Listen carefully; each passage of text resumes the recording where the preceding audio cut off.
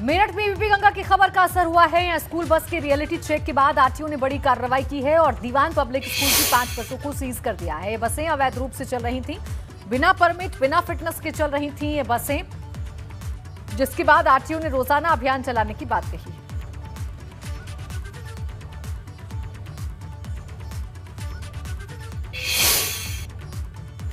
हमने विभिन्न अभियोगों में सीज की हैं, जैसे फिटनेस, टैक्स, परमिट। इन अभियोगों में हमने ये 8 गाड़ियाँ सीज की। अच्छा, तो कैसे मतलब पता लगा आपको? उनका कोई विशेष चेकिंग अभियान था या किस तरीके से?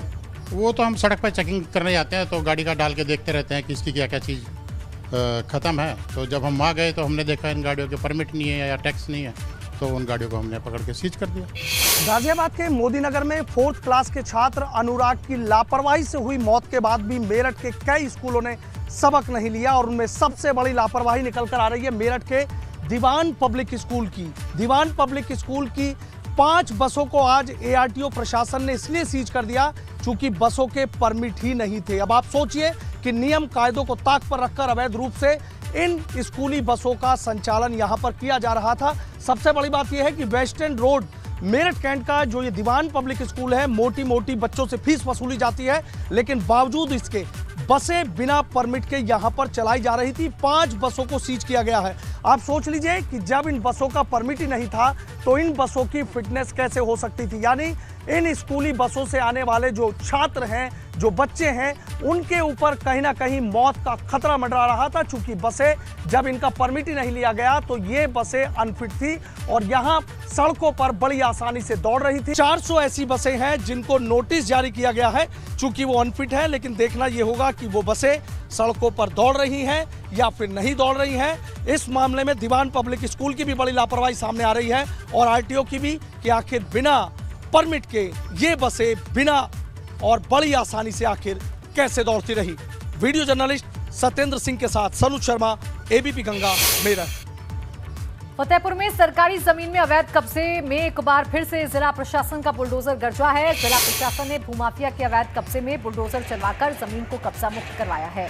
भूमाफिया द्वारा बुंदेलखंड हथकरघा सहकारी समिति लिमिटेड पर कब्जा किया जा रहा था, तभी जिला प्रशासन की टीम मौके पर पहुंची और कब्जा मुक्त कराया। एसडीएम ने मौके पर पहुंचकर कब्जा मुक्त करवाते हुए कहा कि अगर किसी ने सरकारी जमीन पर कब्जा किया है तो इसी तरह की कार्रवाई की जाए। दोपहर को पुलिस टीम, राजस्व टीम बुलडोजर ले जाकर इस अवैध अतिक्रमण को हटाकर सरकारी पोजीशन में इस दोनों भूमियों को सुपुर्द किया गया। उन्नाव के पूर्वा तहसील के कालूखेड़ा में अवैध अतिक्रमण पर बुलडोजर चला है। भूमाफिया के कब्जे से ग्राम पंचायत की जमीन खाली कराई गई है। इस दौरान अवैध जो निर्माण थे उनको ध्वस्त कर दिया गया है। तहसील प्रशासन ने आक्रमणकारियों को पहले से ही अतिक्रमणकारियों को पहले से ही चेतावनी दे रही है।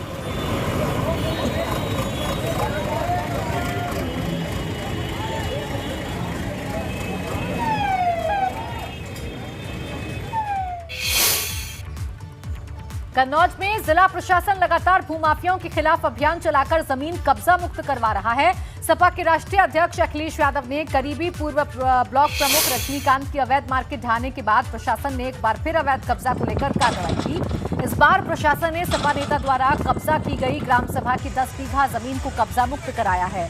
लगातार बुलडोजर चलने से जिले के भूमाफियाओं में दहशत फैल गई। ये सूचना प्राप्त हुई थी कि ग्राम जसोदा, जो हमारा राजस्व ग्राम है, इस गांव में गाटा संख्या 670 जो सरकारी ग्राम सभा की भूमि है, इस पर रजनीकांत यादव ने कब्जा करके छोटी छोटी बाउंड्री रख रखी थी। उनकी कुछ पर्सनल ज़मीन है उसके भीतर ले रखा करके उसको कवर कर लिया था। तो इसकी जांच कराएगी और जांच में नायबुल्लाह ने रिपोर्ट दिया कि साहब इनका कब्जा है, जिसे आज बुलडोजर के माध्यम से अतिक्रमण को मुक्त करा करके ग्राम सभा संपत्ति को राजस्व प्रशासन ने अपने हाथ में ले लिया। ये सूचना प्राप्त हुई थी कि ग्राम जसोदा